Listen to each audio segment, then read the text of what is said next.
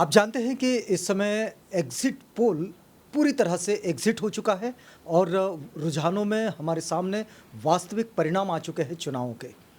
रुझानों में इस समय हम जो देख रहे हैं ये स्थिति ये बनी हुई है कि INDIA यानी कि इंडिया का जो गठबंधन है वो बहुमत की ओर बढ़ता हुआ दिखाई दे रहा है। इस समय हमारे साथ प्रसिद्ध राजनीतिक विश्लेषक और वंचित बहुजन आघाड़ी के नेता राहुल वानखड़े साहब हैं। वानखड़े साहब, एक बात समझने का प्रयास करेंगे कि आम चुनाव 2024 जिसका लोगों ने बड़ी ही शिद्दत से इसमें सहभागिता दी, लेकिन इस समय एग्जिट पोल की स्थिति जो रही वो और वास्तविक परिणाम जो हमारे सामने आ रहे हैं वो इनमें बड़ा ही अंतर दिखाई दे रहा है। क्या आपको लगता है कि इस समय ये जिस तरह के रुझान हम लोग देख रहे हैं, जनता ने वास्तविक अपना मत कैसे व्यक्त किया है? देखिए कि जो एग्ज़िट पोल थे, तो एग्ज़िट पोल कुछ कारपोरेट सेक्टर ने बनाए थे। और कैसा होता है कि कोई भी लोकसभा के अंदर 10 से 12 लाख लोग वोट देते हैं, तो 10-12 लाख के अंदर के 3-4 हज़ार वोटर से फॉर्म भर लेना और उसका भी सोशियो इकोनॉमिकल बैकग्राउंड क्या है, वो कौन से कास्ट से आते हैं, कौन से धर्म से आते हैं, इसका कोई भी उसमें कुछ भी उल्लेख नहीं रहता। और इन्होंने क्या किया कि ये इसलिए बनाया एग्ज़िट पोल इस तरह का, क्योंकि उसमें जो हमारा शेयर मार्केट है उछल गया।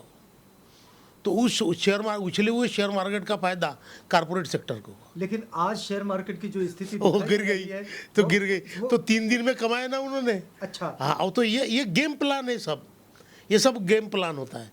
और माइंडसेट बनाने का लोगों का इस तरह से कि वो लोग इन्वेस्ट करें और इन्वेस्ट करके फिर उसका फ़ायदा कारपोरेट लेगा। तो ये कारपोरेट ने बनाया हुआ एग्ज़िट पोल है। अच्छा, तो मतलब ये एग्जिट पोल भी एक बिजनेस का हिस्सा था। बिजनेस का हिस्सा है ये। और ये बिजनेस ही होता है। देखो, हर चीज़ बिजनेस होती है, हर चीज़ में बिजनेस, जो बिजनेस दिमागी आदमी रहता है ना, वो हर चीज़ में बिजनेस ढूंढता है और उसमें वो अपने कैसा फ़ायदा होगा ये ढूंढता है। चलिए, आपने प्रत्यक्ष रूप से चुनाव में भी हिस्सा लिया है, वंचित बहुजन आघाड़ी के आप नेता हैं। खास तौर पर महाराष्ट्र में आप कैंपेन में भी रहे।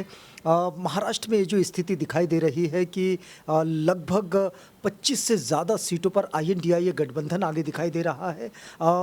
VBA का कहीं कोई खास स्थिति तो नहीं दिखाई दे रही है। आप इस समय ये जो रुझान दिखाई दे रहे हैं इनको आप कैसा समझ रहे हैं? ये जो रुझान आ रहे हैं ना महाराष्ट्र के अंदर में, तो जनता को ये मान्य नहीं है कि भाई फडणवीस जो है वो 2 पार्टियों को तोड़ के अपनी सरकार बना रहे हैं। यानी जो संस्थापक है उसको उससे कुछ लोगों को गद्दारी करने को मजबूर करके सरकार बनाई जा रही है, उसका रिपरकेशन है ये। मतलब ये जो बीजेपी की तोड़-फोड़ वाली राजनीति रही, इस राजनीति को जनता ने नकारा। जनता ने नकारा है। अच्छा। ये तोड़फोड़ वाली राजनीति नहीं चलती भाई। तुम डेमोक्रेटिक वे चलो ना, तुम्हारे में दम है तो तुम जीत के आओ ना। तुम इसको तोड़ रहे, उसको तोड़ रहे, उसको ये भी दे रहे, वो पक्ष करके उनको मान्यता भी मिलवा के दे रहे, उसके बाद में तुम उसको चिन्ह भी दे रहे। ये हजम नहीं हुआ जनता को, क्योंकि जनता जो चाहती है, जनता देखो, जनता ये बहुत बड़े फैक्टर में ऑनेस्टी के ऊपर भी भरोसा करती है। तुम चोरी करोगे और मैं बोलूँगा मैं सबसे अमीर आदमी बन गया, तो इसको जनता नहीं मानती ना, तुम मान लोगे। तो अभी इन्होंने बोला कि मैं आया, फिर से आया, फडणवीस जो बोले, मगर 2 लोगों को तोड़ के आया। तो ये तोड़ फोड़ जोड़ जंतर ये जनता नहीं चाहती। जनता चाहती है कि भाई तो आप में दम कम है, आप बहुत सबसे बड़ी वर्ल्ड की पार्टी हो, आपके पास सब कैडर है, आपके पास पैसा है, आप जीत कर आइए ना। आप क्यों तोड़ रहे हैं? जो लोग आपने जितवाए नहीं है, जो लोग खुद जीत कर आए हैं उनको तोड़ोगे। जो पक्ष जिनके संस्थापक खुद वो शरद पवार है, उसका पक्ष तोड़ डाला, उसका चिन्ह भी दे दिया। अब ये इनके जो उद्धव ठाकरे जी, उनके पिताजी ने पक्ष स्थापन किया शिवसेना, उसको भी तोड़ डाला। तो ये जनता का हजम नहीं। एक बात है वानखेड़े साहब कि इस समय हम लोग ये जो जिस तरह के रुझान देख रहे हैं, अभी परिणामों में तो ये बदलने को है, थोड़ा वक्त है इनको बदलने में, लेकिन इन रुझानों के साथ अगर हम अपने आप को समझने की कोशिश करें तो बीबीए कैसा सोच रही है कि क्या ये रुझान आगे बढ़ जाएंगे? बीबीए इसमें कहाँ कहीं कोई दिखाई दे रही है? देखिए, हमने इंडिया आघाड़ी के अंदर में आने का बहुत प्रयास किया और हमारे बाला साहब आम्बेडकर जी ने 1 जनवरी 2024 को ही पत्र लिखा था। सोनिया गांधी को भी लिखा था, खरगे जी को भी लिखा था, राहुल गांधी जी को भी लिखा था। मगर उनकी क्या मजबूरी आ रही या उनको क्या लगा, क्योंकि कुछ लोग ऐसी थे कांग्रेस के अंदर जो ये नहीं चाहते थे कि वंचित बहुजन आघाड़ी कांग्रेस के साथ में अलायंस में आवे। उन्होंने ऐसी फीडबैक दिया उनको कि भाई इनकी कोई ज़रूरत नहीं है, ये अपनी वोट बैंक है, ये दलितों की वोट बैंक है, हमारी वोट बैंक है। ऐसी कांग्रेस पहले से सोचते आ रही, मगर ये सच नहीं है और हमने ये कोशिश की है। अच्छा, इसमें क्या हो गया कि हम तो इंडिपेंडेंटली लड़ रहे हैं, वंचित बहुजन आघाड़ी। लेकिन ये वही स्थिति उत्तर प्रदेश में बहुजन समाज पार्टी की भी दिखाई दे रही है। हाँ ठीक है ना, वंचित देखिए, जो नेता होता है ये वंचितों की, जैसी बीएसपी है, ये बीएसपी वंचितों की पार्टी है, दलितों की पार्टी है, ऐसे ही बोला जाता ना। यहाँ हमारी बाला साहब अम्बेडकर जी की वंचित बहुजन आघाड़ी ये वंचितों की पार्टी है। तो इनका क्या है कि कांग्रेस रहे या बीजेपी रहे, ये लोग ये चाहते हैं कि वंचित लोग ये सत्ता में सहभागी न होवे। ये वंचित, ये दलित, ये आदिवासी, हम जो टुकड़े फेंकेंगे उनके ऊपर जिए, ये सत्ता में सहभागी न हुए। अभी जो अपन देख रहे हैं कि भाई इंडिया आघाड़ी बढ़ रही है, ये इंडिया आघाड़ी सरकार स्थापित कर सकती है, या बीजेपी पीछे जा रही है। ये बीजेपी और इंडिया आघाड़ी ये सब एक ही सिक्के के दो पहलू है, क्योंकि इनके जो गवर्निंग क्लासेस है या जिनके चालक मालक जो है ये सब सवर्ण है। ये नहीं चाहते कि दलितों का, आदिवासियों का, वंचितों का कुछ शेयर, वो चाहिए वैसा शेयर सत्ता में मिले। तो इसलिए ये क्या करते हैं, हर वक्त वो पार्टी कैसी ख़त्म होगी। बाबा साहब के ज़माने से चल रहा नहीं है। बाबा साहब के शेड्यूल कास्ट फेडरेशन को ख़त्म करने का काम कांग्रेस ने किया, फिर बाबा साहब ने रिपब्लिकन पार्टी की संकल्पना रखी। तो उस ज़माने से चल रहा है ये अभी का नहीं है। क्योंकि इनको क्या लगता है, जो दलित है, जो आदिवासी है, वो हमारे गुलाम रहे, हमारे टुकड़ों पे पले।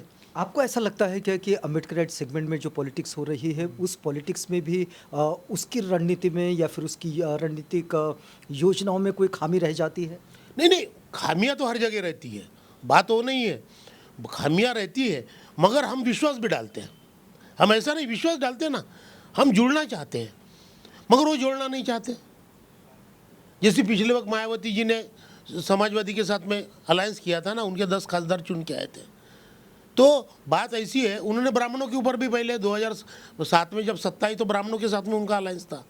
तो ब्राह्मणों ने क्या किया, एक बार सत्ता दिए, सत्ता को लूट लिया और मायावती को छोड़ दिया। तो ये क्या है कि ये सवर्णों की पॉलिसी रही है, ये आर्यों की पॉलिसी। सवर्ण यानी कौन है, आर्य ही है। तीनों जो है, वैश्य, क्षत्रिय और जो ये ब्राह्मण है, ये आर्य है। इनकी पॉलिसी रही है कि जो भी सत्ता, सपोज अब अगर एक आधी, जैसे शिवाजी महाराज है, शिवाजी महाराज तो शूद्र थे, वही कहते हैं, क्योंकि वो सिसोदिया थे, वो तो मराठा भी नहीं थे। मगर शिवाजी महाराज का जब राज्याभिषेक होने की बात आई तो इन्होंने अपना अपना अपना बता दिया ना और लूट लिया। शिवाजी महाराज जब राज्याभिषेक मतलब हम एक ये भी समझे कि हमारी राजनीति के केंद्र में जातियां और उनका वर्गीकरण भी है ना, जातियों के ऊपर ही ये खेल खेला जाता है। जो ये देखिए, ये देश का सच क्या है, तो जाति है, जात ये सच है। जन्म से लेके मरने तक जात के ऊपर ही सब कुछ होता है। इवन जो क्लोजेस्ट दोस्त होते हैं वो जात वाले रहते हैं, रिश्तेदार भी जात वाले होते हैं, ब्याह भी जात में ही होता है, जो होता है वो जात में ही होता है ना। जाति तो वैशिष्ट है ना इस देश का, वो नहीं, जान है। जाति ये हिंदू धर्म की जान है। तो फिर ऐसे ही एक व्यवस्था के साथ जैसे वंचित बहुजन आघाड़ी आगे बढ़ रही है या फिर बहुजन समाज पार्टी आगे बढ़ रही है, लेकिन राजनीति में अपना वजूद खोता हुआ दिखाई दे रही है इस इलेक्शन में। आपको क्या लगता है कि किन चीज़ों पर एक बेहतर तरीके से काम करके आगे बढ़ना होगा? क्या है कि देश में जो दलितों की संख्या है वो 18% है, 18 से 19%। जैसे उत्तर प्रदेश में अपन ने देखे तो उत्तर प्रदेश में दलितों की संख्या 22% है, ठीक है। अब जो 22% दलित है वहाँ, हमारे यहाँ कितने परसेंट दलित हैं? 10 या 11%, 12% दलित है महाराष्ट्र में। अब ये तो विनिंग फैक्टर नहीं बन सकते इकट्ठा है तो भी, इनको किसी का साथ लेना पड़ता है। तो जब हम साथ लेने जाते हैं, जैसे ओबीसी का साथ लेने जाते हैं, तो ओबीसी एक ऐसी वर्ग है इस देश का जो पूरा ब्राह्मणिकल मेंटेलिटी से खेलता है। उनके ऊपर जो उनकी सांस्कृतिक अधिसत्ता है वो ब्राह्मणों की है।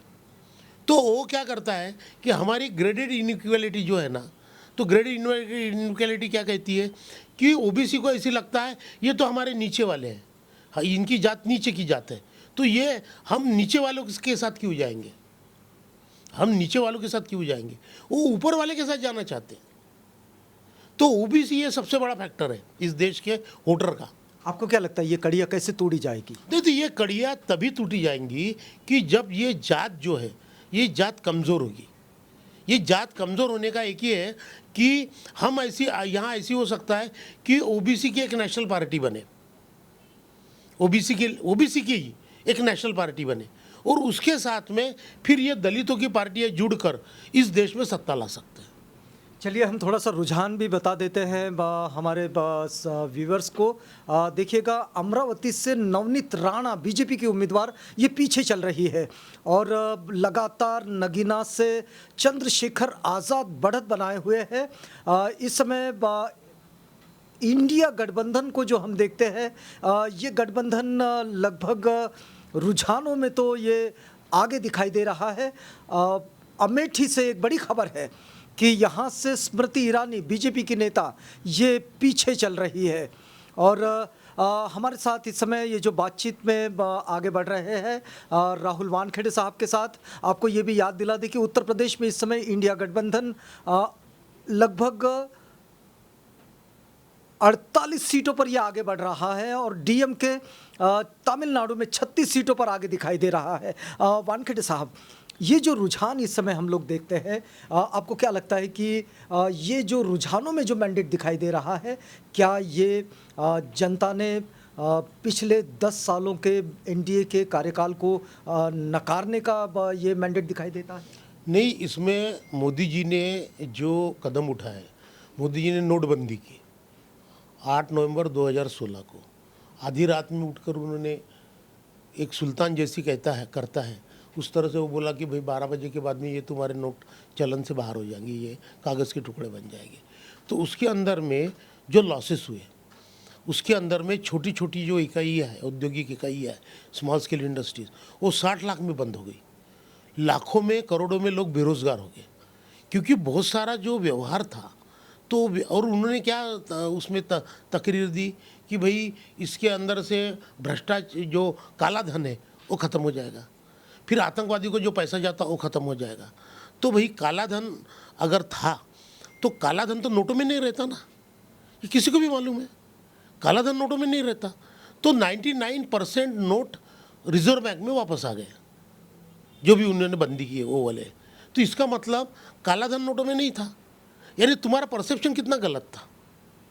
और दूसरा, तुम आतंकवाद को पैसे वहाँ से जाते हैं, तो आतंकवाद तो अभी भी चालू है। जो कश्मीर में हम देख रहे हैं 370 हटने के बाद भी वहाँ के जो पंडित है वो वापस नहीं जा सके। अब 370 हटा तो किसको फ़ायदा हुआ? 370 हटा तो आप भी वहाँ ज़मीन खरीद सकते, मैं खरीद सकता हूँ। पहले तो नहीं खरीद सकते थे, 370 ने हटा था तो ज़मीन किसने खरीदी? अदानी ने खरीदी। और अदानी ने वो ज़मीन का क्यों खरीदी? कि उसमें लिथियम है वो ज़मीन के अंदर। अब जो बैटरियाँ बन रही है, बैटरी के ऊपर जो व्हीकल चल रहे हैं उसमें लिथियम बैटरी है, तो किसको फ़ायदा हो रहा? तो ये सारी चीज़ें, उसके बाद में लोगों ने ये कहा कि उन्होंने 340 का नारा दिया, अब 400 पार का नारा दिया। तो 400 पार, और वहाँ हेगड़े ने बोला कि हमको संविधान बदलना है, इधर भी उत्तर प्रदेश में बोला गया संविधान बदलना है, बिहार में बोला गया संविधान बदलना है। तो 400 पार क्यों बोले इन्होंने? और 370 सिर्फ अकेले बीजेपी को ये बोला गया। तो 370 बीजेपी को क्यों चाहिए? क्योंकि 543 जो हमारे संसद सदस्य हैं लोकसभा के, तो उसका 2/3 मेजॉरिटी चाहिए अगर आपको संविधान में बदल करना है। तो 2/3 होता है 363। तो 363 आज तक मिला नहीं उनको कभी। नहीं मिला ना, 343 थे अभी सब एनडीए मिलके। तो ये 370 इसलिए बोल रहे थे कि हम संविधान में बदल करेंगे। संविधान में क्या बदल करना है? इनको आरक्षण हटाना है। उसके बावजूद इनको जो मताधिकार है, वो मताधिकार जो इनकम टैक्स पे करेगा उसको रहेगा, बाकी लोगों को नहीं रहेगा। इस तरह का भी कानून लाना है इनको वहाँ हिंदू राष्ट्र, जब सेकुलर कंट्री है ना अपना, तो वहाँ उस जगह हिंदू राष्ट्र लिखना है। वो समाजवादी है, उसके अंदर में भांडवलशाही लिखना है।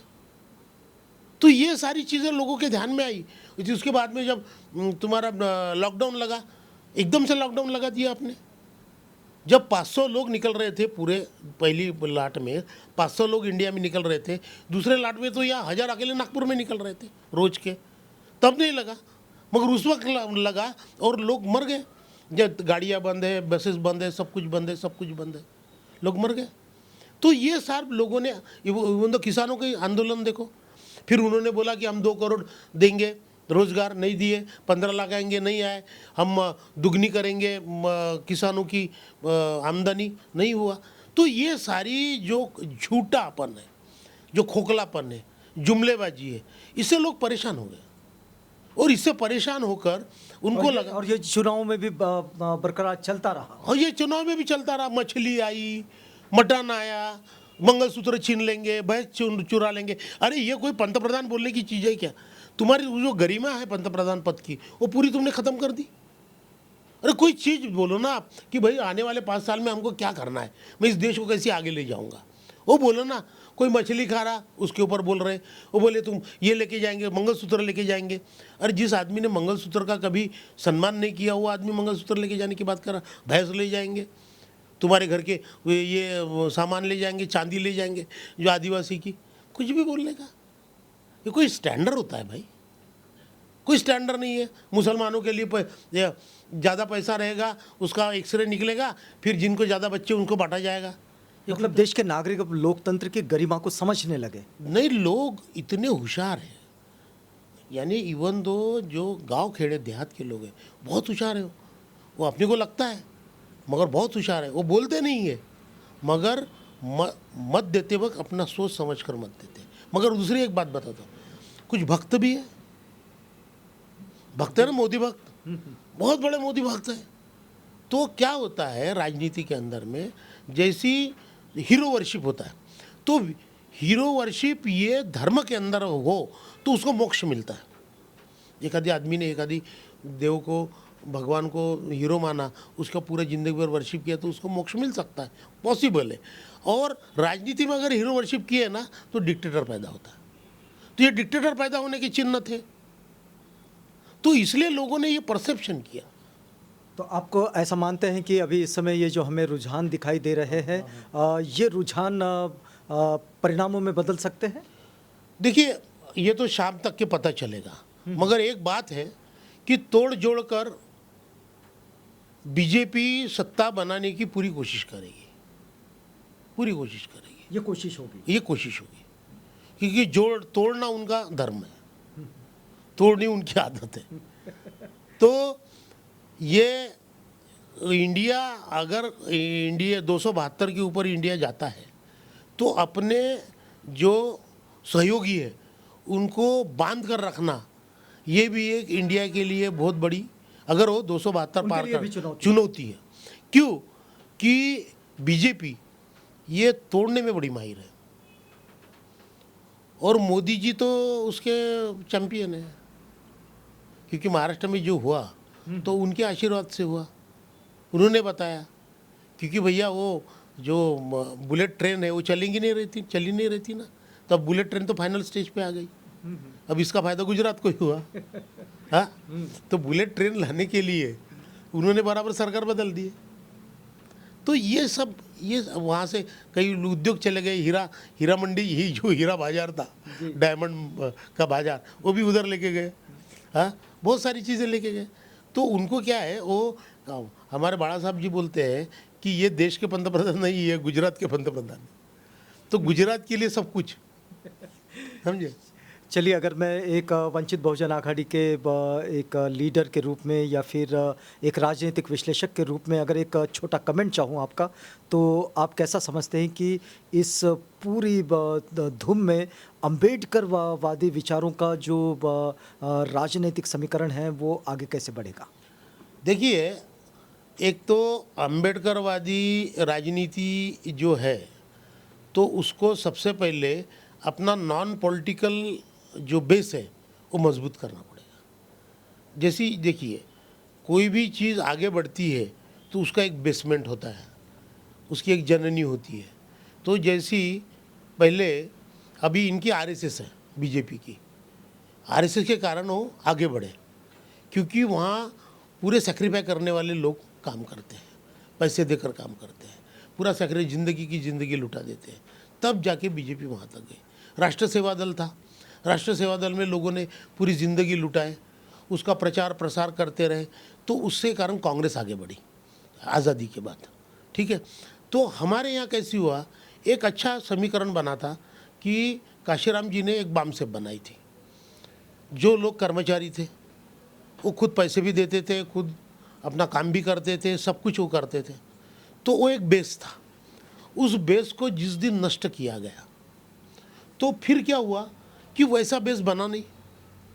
तो बेस चाहिए, यानी नॉन पॉलिटिकल रूट्स जिस समाज के सबसे गहरे होते हैं उनको पॉलिटिकल बेनिफिट मिलता है। तो हमको हमारे नॉन पॉलिटिकल रूट जो है वो हमको मजबूत करने पड़ेंगे। तो नॉन पॉलिटिकल रूट मजबूत करने के लिए जो नॉन पॉलिटिकल संगठन है उसको हमको बढ़ावा देना पड़ेगा, उसको ज़्यादा ताकत देनी पड़ेगी, और उसके माध्यम से जो ओबीसी फैक्टर है, एसटी फैक्टर है, तो एसटी के पास तक जाकर, ओबीसी के पास तक जाकर हमको अम्बेडकराइट फिलॉसफी समझानी पड़ेगी, अम्बेडकरी विचार समझाने पड़े। क्यों? कि बाबा साहब ने सबसे ज़्यादा ओबीसी के लिए काम किया, 340 डाला उन्होंने, हमारे को 342 मिला। पहले शूद्र हु वेर शूद्रा से पहला ग्रंथ लिखा उन्होंने, देन अनटचेबल लिखा।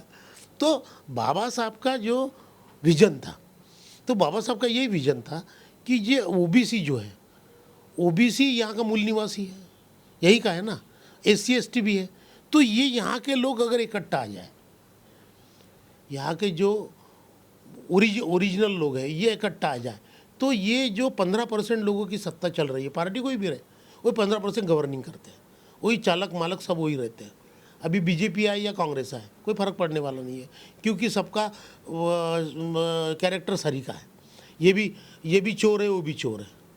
मैं तो ओपनली बोलता हूँ, इन्होंने भी लूटा, उन्होंने भी लूटा, सत्ता से पैसा, पैसा से सत्ता, यही धंधा है। तो जब ये सारी चीज़ें हैं, उसमें क्या हो रहा है, बीजेपी रहे या कांग्रेस रहे, इसके अंदर में जो दलित आदिवासी है वही मार खाता, और इसके लिए तो उसे अपने राजनीतिक अस्तित्व के लिए एक नए सिरे से रणनीति बनाने की आवश्यकता पड़ेगी, नए सिरे से रणनीति बनानी पड़ेगी। और जो हमारे यहाँ टुकड़ मस्ताने जो है, चिंदी चोर, कि भाई थोड़ा सा एक आमदार की मिल गई भग गए, जो का एक खासदार की मिल गई भग गए, मंत्री पद मिल गया भग गए, ये चलेगा नहीं। तुम विजन रखो, आगे का 50 साल का विजन रखो कि 50 साल के अंदर हमारे हाथ में सत्ता कैसी आएगी। ये विजन जब तक नहीं रखेंगे हम, और उसके लिए सेक्रीफाई करना पड़ेगा। हमारा समाज सेक्रीफाई करता है, ऐसी नहीं है नहीं करता, करता है, मगर वो जो जिसके लिए सेक्रीफाई करता है वो लूट लेता है। तो फिर समाज में भी ये आता है, सेटबैक आता है कि भैया किसके लिए देंगे हम, क्यों, तो उसने तो लूट लिया। तो दोनों चीज़ें हैं, लूटना वाला पहले रोके खुद को, वो अपना क्रेडिबिलिटी समाज में प्रस्तावित करे, फिर समाज पैसे देंगे ना, समाज देने को तैयार है। अरे बाबा साहब के ज़माने में जो आरपीआई की स्थापना हुई थी, तब पार्टी फंड 25 लाख था, वो तो चाराने देते थे लोग, रुपया देते थे। आज तो करोड़पति बैठे हैं समाज में, करोड़पति है ना, देंगे ना, वो भी नहीं देंगे ऐसी नहीं, हम उनको मजबूर करेंगे देने के लिए, मगर सामने का आदमी ये कम से कम प्रामाणिक तो, उसकी विश्वसनीयता, उसी विश्वसनीयता होने, क्रेडिबिलिटी होनी चाहिए। तुम क्रेडिबिलिटी नहीं बना सकते तो फिर लोग पैसे दे देंगे तो पछता ही रहे ना। तो हमारे इसमें क्या हो रहा है कि हम भावनिक बहुत हैं। आपको आशाएं कितनी हैं किस बारे में कि ये काम मजबूती से आगे बढ़ सकता है? बढ़ सकता है ना, किसी की देखिए क्या हो गया कि नई जनरेशन जो आ रही है, तो नई जनरेशन ग्लोबली सोच रही है, और जो ग्लोबल नॉर्म्स है वो ग्लोबल नॉर्म्स जैसी बीजेपी है, ये ग्लोबल नॉर्म्स लेकर अपने कुछ ये बनाती है, तो वो अपने पवित्र बनाती है। तो ग्लोबल नॉर्म्स में सीख कर अगर नई जनरेशन इस मूवमेंट को आगे बढ़ाना चाहेगी तो सक्सेस है ना, सक्सेस क्यों नहीं है? क्योंकि हम सच के साथ हैं, और यहाँ की जो संस्कृति है जिसको हम बाबा साहब ने विकृति कहा है कि जो अमानवीय है, तो उस अमानवीय संस्कृति से जितना हम लोगों को छुटकारा देंगे, वापस बाहर लाएंगे और समता, बंधुता और आज़ादी की तरफ लेके आएंगे, उतना वो समाज हमारे साथ जुड़ेगा। तो वो जो तो आने वाले 50 साल का विजन रखकर अगर हम सेक्रीफाई करना चालू किए, वो चिंदी चोर बनना बंद करें, तो हमारा भविष्य अच्छा है, बिल्कुल अच्छा है। राहुल जी से हम लोग ये बातचीत कर रहे हैं, और इस समय आप देख रहे हैं कि टीएमसी बंगाल में एक बड़ी पार्टी के रूप में उभर रही है रुझानों में। इंडिया गठबंधन कर्नाटक में 8 सीटों पर आगे दिखाई दे रहा है, डीएमके भी आगे दिखाई दे रही, महाराष्ट्र में 29 सीटों पर इंडिया गठबंधन आगे दिखाई दे रहा है। इस समय हम लोग इन चुनाव परिणामों के साथ, उसके रुझानों के साथ आपके संग बने हुए हैं। इंडिया गठबंधन इस समय रुझानों में बहुमत की ओर बढ़ता हुआ दिखाई दे रहा है। राहुल जी, आप हमारे साथ आए, हमसे बातचीत की, लेकिन आप भी बने रहिएगा। राहुल जी के लिए धन्यवाद व्यक्त करते हैं, और आप आवाज़ इंडिया के साथ इस चुनाव परिणामों के सीधे प्रसारण से जुड़े रहिएगा।